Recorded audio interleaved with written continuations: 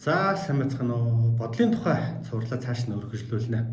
Бодол жинтэй баригдахгүй мөртлөө харагдахгүй мөртлөө бодол жинтэй гэдгийг хүн болгон мэднэ.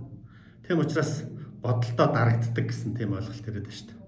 Бодол өөрөө нэг бодолдоо дарагдчихвал одоо юу гэдэг нь хүн бас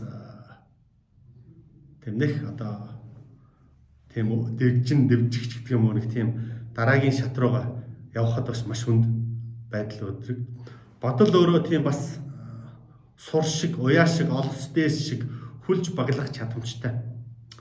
Тийм учраас бодлын боолт оюуны оролт гэж ярьдаг. За бодол өөрөө юу гэхээр бас бүтээлч. Аливаа зүйлийг хөгжил дэвшил цаашаа гарц гаргалгааг хэрхэн яаж олох уу, хаашаа явах уу, яах уу, ийх үү гэдэг талыг одоо шийдэх гол хөдөлгөх гол хөдөлгүүр болдог учраас бодол өөрөө тийм зөв чиг заагч болж чаддаг. Гэх мэтэр бодлыг цааш нь шинжүүл зөндөө олон гарц гаргалгаанууд гарч ирнэ л дээ. Маш олон одоо төлөвт хуурч чаддаг тийм зүйл болохыг илэрхий болж чадна. Тэгэхээр та бүхэн бас өөрийнхөө бодлыг сайн эргэцүүлж бодоод үз. Энэ ер нь хүнд бодол бодож гин үү?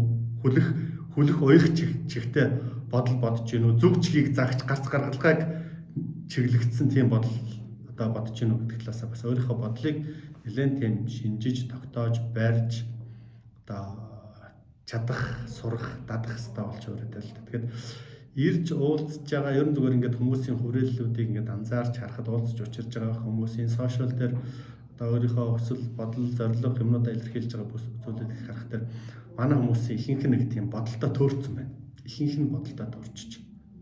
Бодолтой дарагдчих. Бодолтой юу гэдэг нь хүлэгдсэн тийм юмуд харагдаад байна л да. Тэгээд нөгөө аврал хайх дээр гарц гаргалгаа гэж засал одоо ном, лам, хар, бөө 9 шидийн юм гэд хайгаад байдаг. Тэгээ энэ бодолд чинь өөрөө тэр засагдахгүй болвол энэ маш олон давхар ингээ хүлээд багалсан зүйлийг лам дээр мө бөө дээр очлоо гэд нэг хүлээсийг л таслана. Тэгээд чи тэрийг бодол дотроосоо өөрөө таньж олж тогтоон барьж одоо тэрийг нэг өөрөө алдуулахгүй болвол алдахгүй нэг удаагийн нэг заслах гэдэг чинь нэг тийм одоо юу гэдэг тань төр толгой өвдөхтөр толгойн юм ууга төр намдааж байгаатай адилхан цаад шалтгааныг ерөөсөө одоо юу гэдэг нь засаж янзлах тэр боловцоогүй зүйл байгаа байхгүй. Тэр бүх зүйлийн үүдгэл шалтгаан нь өөрөө хүний бодол дотор байждаг. Тийм учраас өөрийнхөө бодлыг цэвэрлэж, бодлыг англин ялгаж, бодолдоо янз бүрийн тийм одоо сэв, хар буруу, санаа огт тээхгүй болох. Тээхгүй байсны дараа магадгүй ямар ч тийм засал ном хэрэггүйгээр өөрөө засраад өөрөө одоо юу гэдэг нь нөгөө ирч хүчээ олоод өөр амьдрал ахуйгаа зөв гарц гаргалгаа гаргаад ингээд явах боломж олцоо байдаг л. Тийм учраас хүн болгон өөрийнхөө бодолтойгоо жоох ажиллаад үзүүлээсэй. Жоох ажиллаад үз. Ер нь бодлуудын чинь хэдэн өвн эерэг байна, хэдэн өвн сөрөг байна, хэдэн өвн зүгээр мухардцсан, бодол нь мухардцсан гээл араасаа өөрөөл гарц гаргалгаа байхгүй нэг эцэс төгсгөлгүй зүйлж живэд умбаад шумбаад явчих. Эцэс төгсгөлгүй зүйлийг хөөгд явчих гэдэг талаас. За тэрийг хэрвээ таньж чадах юм бол өөрөө нөгөө бодол тунгаах, бодол нэрх гэдэг зүйлүүд чинь бий болоод тэгээ тэндээс зөв шийдэл, зөв үр дүнгууд гараад эхлэх тийм л боломж болцоод зүйл л да.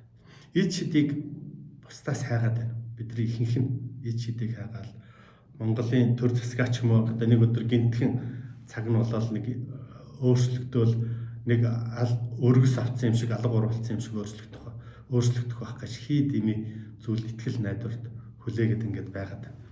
Энэ цагийн тухай ойлголт яадаг вэ гэхээр хүн болгон за боллоо гэд бодчихвол за боллоо би энэ үйл хэрэгт оролцох юм байна. Тэгэхээр хүн болгон нөгөө үйл хэрэг тухай одоо ямар нэгэн тийм оролцоотой гэдгийг ухамсарласны дараа цаг болдог зүйл байгаа байхгүй. Тэгэхээр энэ бүх зүйлүүд бодлоос эхлэлтэй л гэж ойлгох хэрэгтэй. Бодлоос эхэлдэг. Тийм учраас бодол санаагаа зэгслэх хэрэгтэй болж урж байгаа. Бясалгалын маш олон арга замууд байна. Бясалгалын ихэвчлэн ингээд хайхтар хүнийг бодлоос нь чөлөөлөх л ажлууд байгаа байхгүй.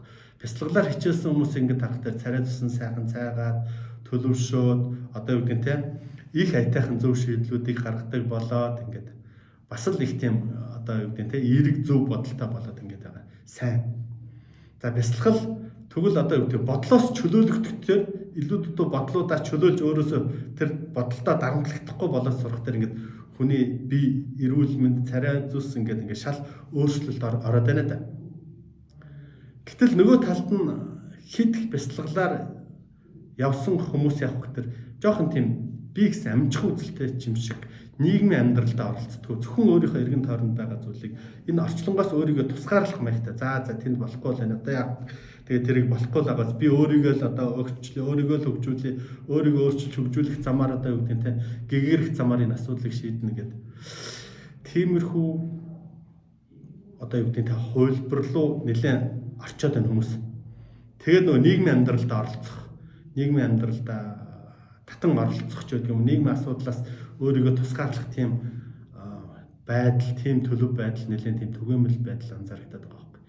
Тэгэхээр хэрвээ тэгж бяцлах байгаа бол бас Монгол хүн чинь бол өөрөө оролцож, өөрөө бүтээж, өөрөө энэ байгаль дэлхийхээс салшгүй нэг хэсэг гэж өөрийгөө тооцож, энийг хамтдаа хариуцах төлөв дээрээ байх юм бол илүү их сайн байдаг. Тийм учраас айлын алдуул малыг хүртэл ингээд хариулаад байдаг. Гадуураа явсан бүх зүйлүүдийг бүртгээд эзэн хизээ нэгэн цагт эзэн нэрж асуундаа гэд ингээд оюун санамжиндаа хадгалаа. Тэгээд хамтын хариуцлах гэдэг юм дээр илүү их төвлөрсөн байдаг.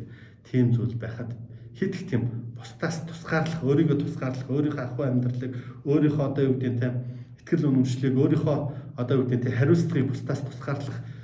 За надад би хүртээлгүй дээ, би тэртээ дөрвөж чадахгүй юм чинь өөрийгөө л одоо тордэж гэх юм, өөрийгөө л одоо өөрчлөлөө хөгжүүлэх гэдэг тийм жоохон тийм амж үзэл рүү хөтлөх гээд байдаг тал байгаа. Гэхдээ энэ үнийг бүгдийг шөмжлөхөд зүйл биш шүү дээ.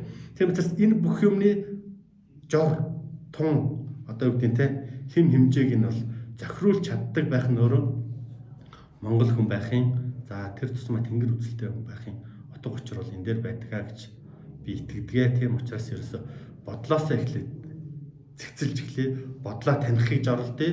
Тэгээ бодлоосоо цэгцлэе. Бодол өөрөө цэгцрээд эхлэх юм бол бодолтой хүмүүс цэгцрээд эхлэх юм бол аяндаа нийгмийг цэгцлээд нийгмийн амьдралд идэвхтэй оролцох үйл явцыг өөрийнхөө үүрэг гэж үзээ. За энэ төмөн олноос соён гэгэрүүлэх ажилд бүгд оролцоод нэг тийм юм л болгон дээр шүүгээ, шүүмжлээл, эсэргүүцээл одоо юу гэдэг нь тэрийг бас болоод тэр шүүмжлэмээр байгаа бол өөрөө оролцоогүйг нь шинж авахгүй. Тэгээд нэг тийм хамтын оролцоог бий болох боломж болцоо гаргалгааны талаар хэлүүлээ.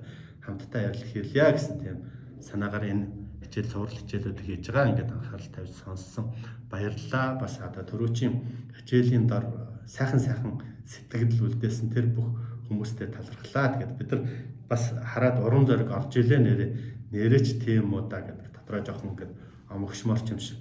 Тэгээд тэр нь маань бол бас дараагийнхаа зүйлийг хийж хэрэгжүүлэхэд бас их тийм уран зориг болдго юм байна гэж ойлгосон. Тийм учраас бүгдэд талархлаа.